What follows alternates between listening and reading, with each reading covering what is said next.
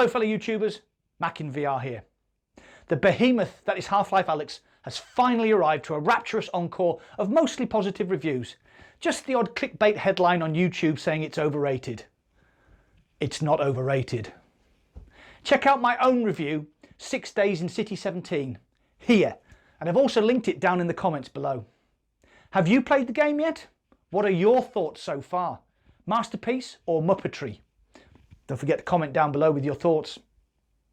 Valve have built Half-Life in VR from the ground up with their high-end index head-mounted display, Lighthouse 2.0 tracking and trick controllers in mind.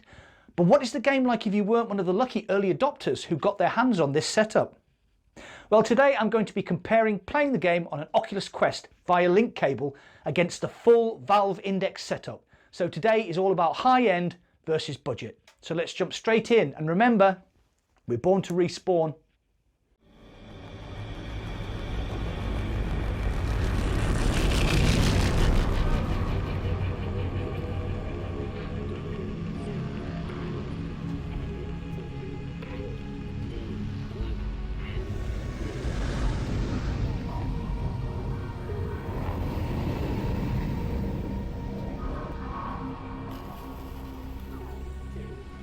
I'm going to be looking at graphics, audio, tracking, and finally the human interface of the controllers.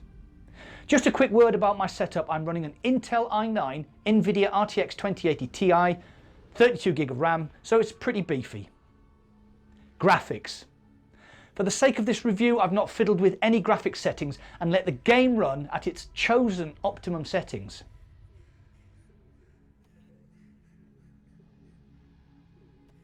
So, as you can see, the game looks at your PC capability and not your headset capability. So the graphics settings are identical on both head-mounted displays. So how do they look? The graphics on the index are sharp, smooth, and as you can see, just stunning. In fact, in my review of Half-Life Alyx, I had to make up a new word to describe the graphical fidelity. Stunningness. You will notice a small difference in the field of view between the two displays. I actually only noticed this when editing the video. Probably because of the index's larger 130-degree field of view versus the Quest's more narrow 90 degrees. Does that mean the Quest suffers here? Well, not at all. The graphic output of the little bruiser is pretty close to the index. The display isn't as sharp or smooth, and I think the 72Hz refresh rate is probably the reason here, but I tell you what, it's probably as close as 95%. Not bad for a budget VR headset.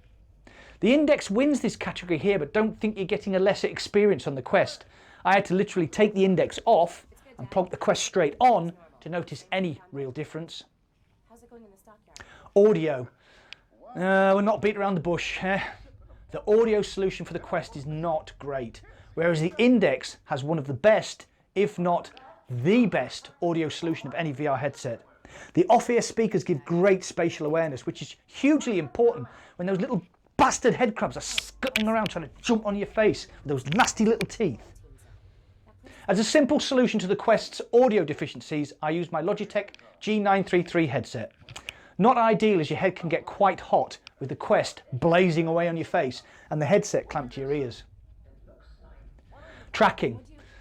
I had no problem with the index's Lighthouse 2.0 tracking, which is as expected.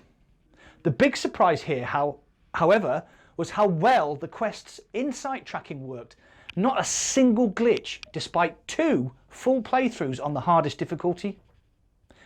Controllers, the human interface.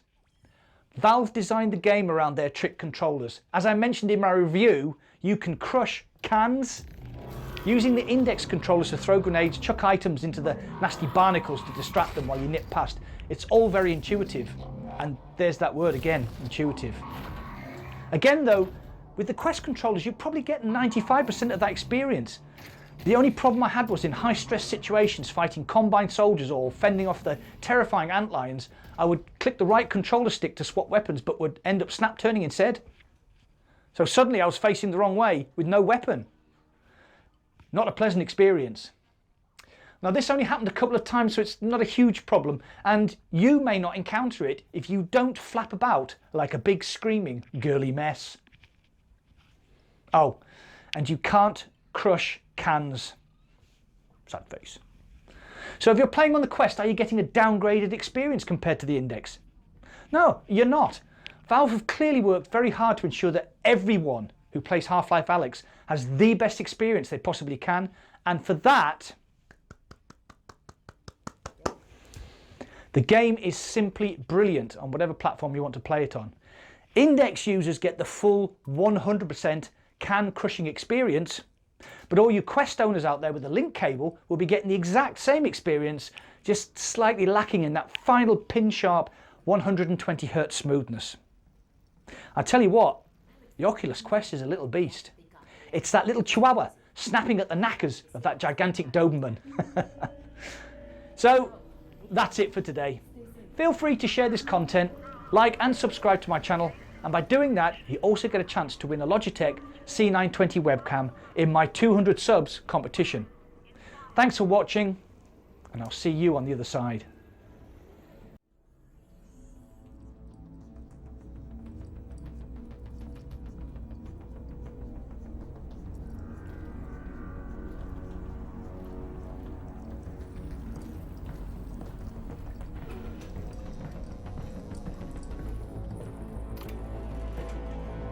You again. Alyx, over here. What is it? This doesn't seem like a routine sweep. Are you sure everything went okay? 100%. Something's got the CPs riled up. Keep your head down and be smart.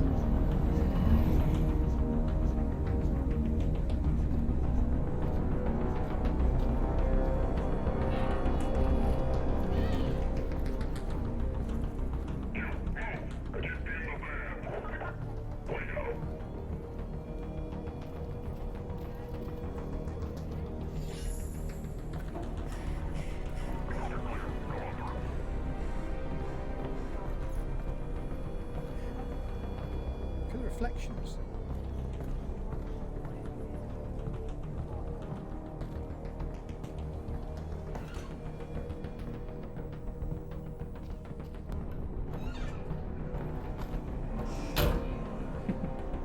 Catwoman.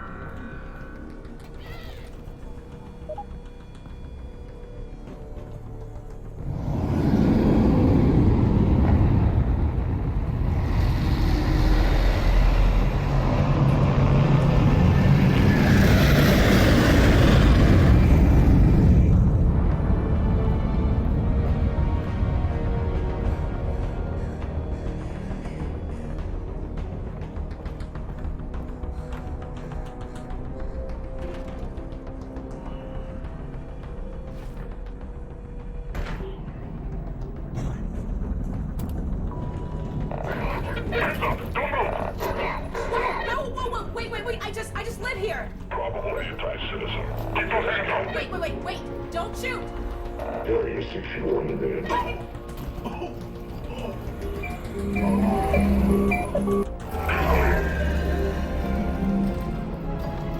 Just minutes. Didn't steal anything. Don't care. What did you see? No one! I didn't see anyone! Get out and take it to the transport. Dad! Okay. Hey, wait, no!